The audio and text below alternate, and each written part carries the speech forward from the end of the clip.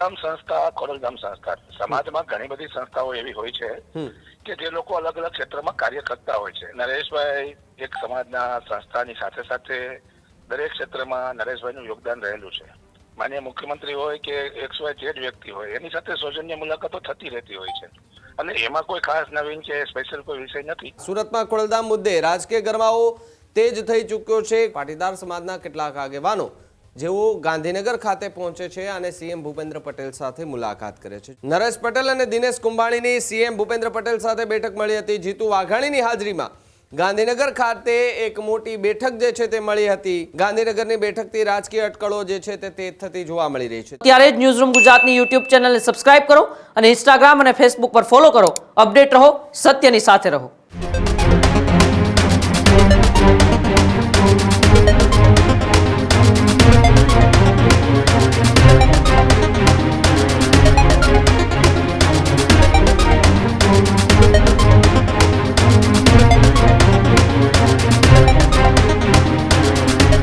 સુરતમાં ગઈકાલે ખોડલધામ મંદિર બનાવવાને લઈને એક પ્રેસ કોન્ફરન્સ જે છે તે યોજવામાં આવી હતી. નરેશ પટેલ સહિતના ચહેરાઓ જે છે તે સુરત ખાતે હતા. એ પ્રેસ કોન્ફરન્સ પૂરી થયા બાદ રાત્રિના સમયે અચાનક પાટીદાર સમાજના કેટલાક આગેવાનો જેઓ ગાંધીનગર ખાતે પહોંચે છે અને સીએમ ભૂપેન્દ્ર પટેલ સાથે મુલાકાત કરે છે. જી હા, સુરતમાં ખોડલધામ મુદ્દે રાજકીય ગરમાવો તેજ થઈ ચૂક્યો છે. ખોડલધામની જે સુરતની અંદર પત્રકાર પરિષદ બાદ ગાંધીનગરમાં સૌથી મોટી બેઠક મળી હતી. નરેશ પટેલ અને દિનેશ કુંભાણીની સીએમ ભૂપેન્દ્ર પટેલ સાથે બેઠક મળી હતી. જીતુ વાઘાણીની હાજરીમાં ગાંધીનગર ખાતે એક મોટી બેઠક જે છે તે મળી હતી. બે ખોડલધામની ચર્ચા વચ્ચે ગાંધીનગરમાં મહત્વની મુલાકાતો જે છે તે મનાઈ રહી છે. ગાંધીનગરની બેઠકથી રાજકીય અટકળો જે છે તે તેજ થતી જોવા મળી રહી છે. ત્યારે સીએમ ભૂપેન્દ્ર પટેલ સાથેની બેઠક બાદ ચર્ચાનો માહોલ જામતો જોવા મળી રહ્યો છે. ખોડલધામ મુદ્દે આગામી દિવસોમાં મોટા ખુલાસા થવાની શક્યતાઓ જે છે તે હાલ જોવા મળી રહી છે. ત્યારે આજ મુદ્દે વાત કરવા માટે પાટીદાર સમાજના આગેવાન દિનેશભાઈ મારી સાથે જોડાયા છે. દિનેશભાઈ, જે રીતે અલગ અલગ ચર્ચાઓ થતી જોવા મળી રહી છે, 24 કલાકની અંદર પાટીદાર સમાજમાં બે ફાટા પડતા હોવાની ચર્ચા જે છે તે હાલ જોવા મળી રહી છે. ખોડલધામમાં બે ભાગલા જે છે તે પડતા જોવા મળી રહ્યા છે. શું આ વાત ખરેખર હકીકત સત્ય છે?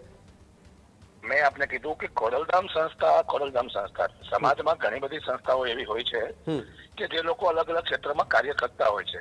માની લો કે સુરતની જ આપણે વાત કરીએ તો કિરણ હોસ્પિટલ, સૌરાષ્ટ્ર જમનાબા ભવન, આવી ઘણી બધી માતૃ સંસ્થા પહેલેથી ત્યાં છે અને નવી સંસ્થાઓનું નિર્માણ પામી રહ્યું છે. અને સમગ્ર ગુજરાતમાં તમે સિત્તરમાં જશો, કચ્છમાં જશો, કાઠીલા જશો, જૂનાગઢમાં જશો, અમરેલીમાં જશો, ભાવનગરમાં જશો, પાટીદાર સમાજની હજારો સંસ્થાઓ કામ કરી રહી છે અને એના કોઈ ભાગલાની વાત નથી.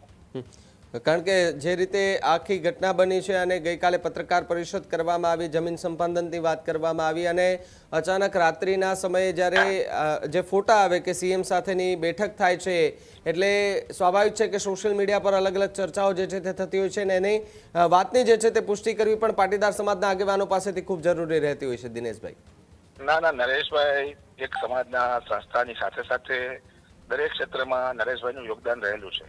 માનનીય મુખ્યમંત્રી હોય કે XYZ વ્યક્તિ હોય એની સાથે સૌજન્ય મુલાકાતો થતી રહેતી હોય છે અને એમાં કોઈ ખાસ નવીન કે સ્પેશિયલ કોઈ વિષય નથી.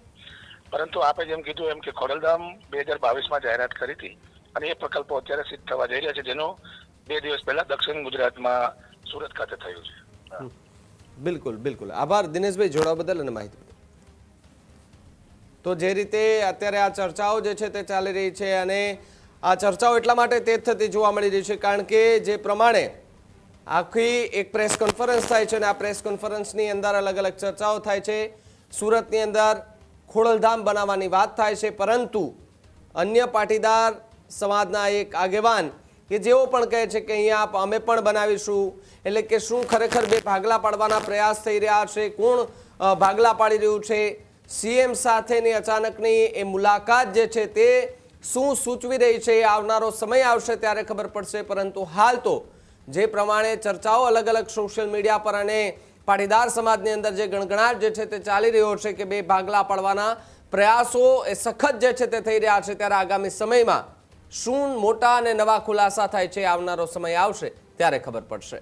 હજુ સુધી તમે અમારી ચેનલને સબસ્ક્રાઇબ નથી કરી તો અત્યારે જ ન્યૂઝરૂમ ગુજરાતને સબસ્ક્રાઇબ કરો, ફેસબુક અને ઇન્સ્ટાગ્રામ પર ફોલો કરો.